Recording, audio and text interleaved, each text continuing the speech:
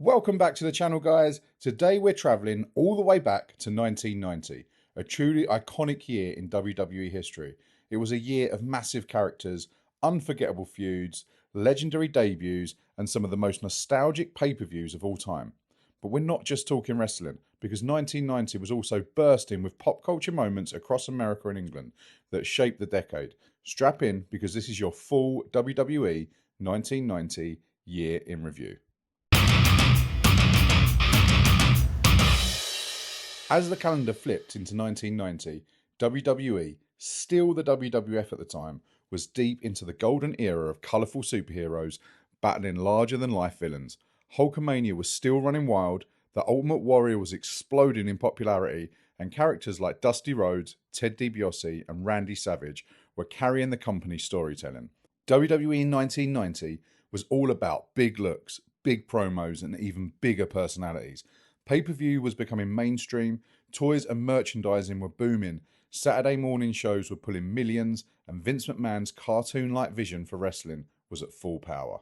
The year kicked off with the Royal Rumble 1990 in Orlando, Florida. This Rumble had so many iconic names that it reads like a Hall of Fame ceremony. But the moment everyone remembers was when Hulk Hogan and the Ultimate Warrior finally stood face to face in the ring. The crowd absolutely erupted. Two babyface megastars, the company's biggest heroes, locking eyes for the first time.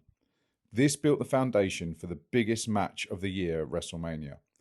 Highlights also included Ted DiBiase entering at number 1 and lasting an incredible 44 minutes, Roddy Piper and Bad News Brown brawling to advance their feud, Rick Rude and Mr. Perfect continuing their workhorse performances. The Rumble was won by Hulk Hogan, his second straight, but the real winner was the WrestleMania hype. One of the biggest storylines of the entire decade came together throughout early 1990. Hulk Hogan versus the Ultimate Warrior. Both were babyfaces, both were champions, and both had unmatched charisma with kids and mainstream audiences. The company played the feud perfectly. They didn't make them enemies right away. They had tag matches where miscommunication teased tension. Promos featured respectful intensity rather than hatred. Fans were split down the middle, which is exactly what WWE wanted. This was a true passing the torch moment that had wrestling fans debating at school, at work, and everywhere else. On April the 1st, 1990, WrestleMania VI hit the Sky Dome in Toronto with one of the most spectacular atmospheres ever. Over 67,000 fans filled the arena for the ultimate challenge. WWE Champion Hulk Hogan versus Intercontinental Champion The Ultimate Warrior, title for title. This show had so many memorable moments. Demolition defeated the Colossal Connection, which was Andre the Giant's last televised WWE match. Dusty Rhodes and Sapphire versus Randy Savage and Sensational Sherry in a fun character-driven feud. And the Earthquake destroying Hercules, building Earthquake as a powerhouse for the year. But the main event stole the show. Warrior defeated Hogan clean, becoming the new WWE champion. Hogan handing Warrior the belt in the ring was a defining moment of the era, even though the long-term experiment with Warrior as champion would prove complicated. 1990 was a fantastic year for the mid-card and tag divisions. Demolition was still massively over. The Hart Foundation had excellent matches all year. The Rockers were stealing shows despite having no title runs. And the Legion of Doom, Road Warrior Hawk and Animal, officially arrived in WWE, instantly becoming the most intimidating team in the company. Mr. Perfect became one of the standout in-ring talents, winning the Intercontinental title. The Texas Tornado, Kerry Von Erich, debuted and quickly gained popularity. Rick Rude, Jake Roberts and Randy Savage all contributed to memorable matches and storylines. In 1990, we saw several major character evolutions. The Big Boss Man turned babyface, so shifting from corrupt prison guard to a beloved enforcer of justice. The Undertaker officially signed with WWE late in the year, preparing for his Survivor Series debut. Sergeant Slaughter returned, beginning the build for his controversial 1991 run. The Barbarian, Warlord, Tugboat, and others added depth to the roster. SummerSlam 1990 in Philadelphia was marketed as The Heat Returns, and it delivered some major storyline movement. Key matches included Hulk Hogan versus Earthquake, a big man battle built for months after Earthquake crushed Hogan's ribs on the Brother Love show. Hogan was white hot as a returning hero, and the match delivered a classic 90s style story.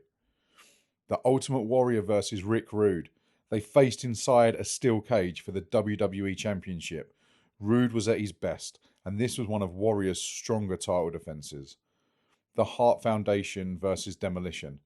This 2 out of 3 falls match showcased the tag division's quality and helped transition the belts away from Demolition. Survivor Series 1990 will forever be remembered for one reason: the debut of The Undertaker. Brought in by Brother Love, The Undertaker walked to the ring with that slow, deathly stare and instantly looked like nothing WWE had ever seen. His performance was chilling, powerful, and unlike any character in wrestling. Other highlights included the grand final match of Survival, an experiment never tried again, and Hulk Hogan and Warrior standing tall as the final survivors. Some of the standout feuds of the year included Hogan v Earthquake, a classic monster versus hero storyline with major heat.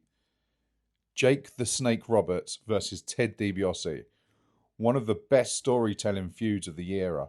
Dusty Rhodes versus Randy Savage, colourful, emotional, and full of character drama.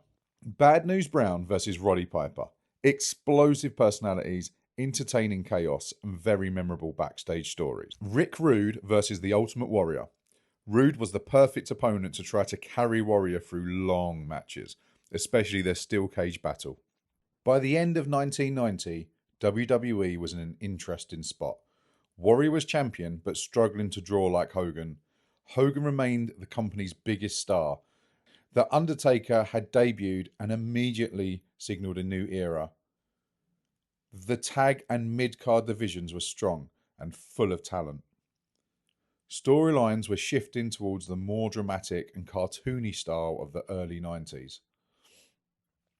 And with WrestleMania VII on the horizon, the company was about to head into one of its most controversial years ever. And that wraps up our full 1990 WWE year in review. It was a year of huge characters, legendary debuts, iconic feuds, and unforgettable moments, all wrapped inside one of the wildest pop culture years ever.